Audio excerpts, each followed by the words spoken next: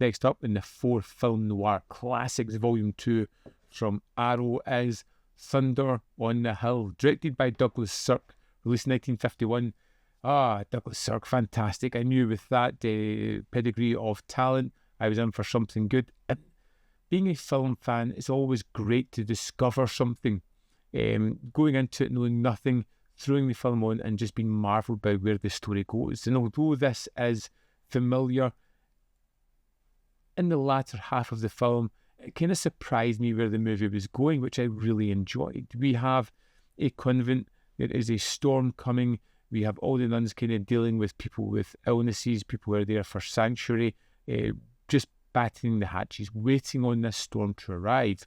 When a convicted murderess arrives along with her police escort, heading out from the storm before they take her to the place where they will kill her, part of her conviction. And we have Sister Mary here, played by Claudette Colbert, who is absolute terrific. But I've told you, I have no conscience. I'll never believe that. I should have played Jason Sonata for the jury. Perhaps they'd have acquitted me. And at the start of this one, you kind of meet all the people who are going to be the main players of this story. We get to meet all the characters and how they fit together. And as we see these characters, I'm never quite sure where the story is going to go until we start to delve into the story of the murderess, the person who has been tried and convicted of murdering her husband. But as Sister Mary gets to know her, gets to know some of the people involved who all seem to be within this convent at this time, just as it happens, thankfully so, Sister Mary, against all odds, starts to investigate what's going on to uncover the truth of this case and try to free what she thinks could be a wrongly convicted woman. I know she's no more guilty of murder than you are. But you can't be so certain, sister. But I am certain. I love this aspect of a nun being the investigator here through this procedure where she starts to uncover information because of her vocation. There are different sets of rules, different morals come into play about how she should investigate this, about hard facts, about has God created this storm and trapped her there so that Sister Mary can help her?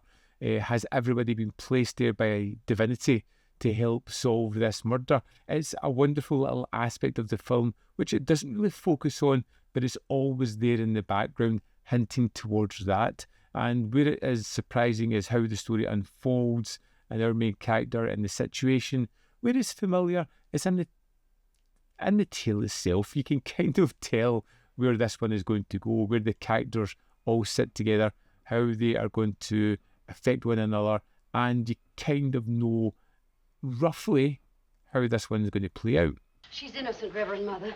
Never in my whole life have I been filled with such complete conviction. You must renounce it.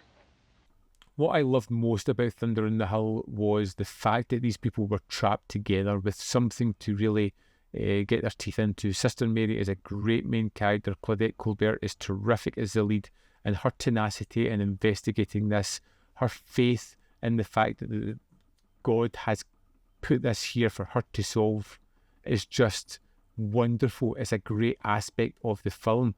The fact that it's got this storm, something outside that's just unexpected and that they can't deal with, is a great conceit to kind of lock everybody in the one location and make sure that all the key players are here and stuck. They can't get away. They have to deal with what's going on. Douglas Sirk does a great job of really introducing the characters at the start, letting everybody know where they kind of sit in the hierarchy, and then throwing in bits of the mystery and starting to reveal some of the truths along the way and revelations that are just wonderful. Oh, I guess they've soaked long enough now. You forgot the water. I mean, me feet. I thought this was great. Although it does have familiar beats within it, I was hooked. I was hooked with the great performance, with the location, with the supporting characters, and with the mystery at its heart. Not the most original, doesn't matter when you've got great direction, a great story, and some great performers. Another winner for me, if I haven't sold you on this set yet, trust me, It's pretty great. I'd love to know your thoughts on Thunder in the Hill. Let me know in the comment box below whether you loved it, hated it, fell somewhere in the middle. As always, there is some more content up here if you want to see more of my stuff. In the description box below are links to Patreon, membership program, mandyfilm.com, always in which you can support me. Thanks for watching. We'll see you next time.